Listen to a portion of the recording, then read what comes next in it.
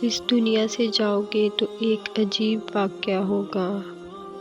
یا تو تم ایک قید خانے سے چھوٹو گے اور اپنے سامنے کھلی فضا پاؤ گے، یا پھر ابھی تم آزاد پھرتے ہو اور یہاں سے نکلتے ہی ایک قید خانے میں چلے جاؤ گے۔ ایک قید ضروری ہے، خواہ یہاں کاٹ لو یا وہاں۔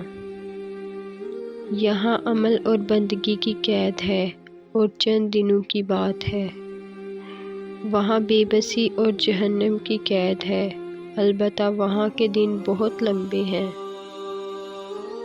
چاہو تو یہاں کاٹ جاؤ اور چاہو تو وہاں جہاں کٹے گی نہیں۔ نبی کریم صلی اللہ علیہ وآلہ وسلم نے فرمایا، جب بھی اللہ سے مانگنا ہو تو فردوس مانگو، کیونکہ وہ جنت کا سب سے درمیانی حصہ اور جنت کے سب سے بلند درجے پر ہے۔ اس کے اوپر پروردگار کا عرش ہے اور وہیں سے جنت کی نہریں نکلتی ہیں۔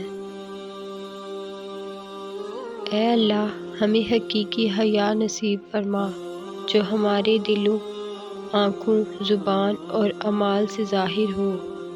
ہمیں ہر قسم کی بے حیائی سے محفوظ رکھ، چاہے وہ ظاہر ہو یا پوشیدہ۔ ہمارے کردار کو پاکیزہ بنا اور ہمیں ان تمام باتوں اور کاموں سے دور رکھ جو تیری ناراضگی کا سبب بنے۔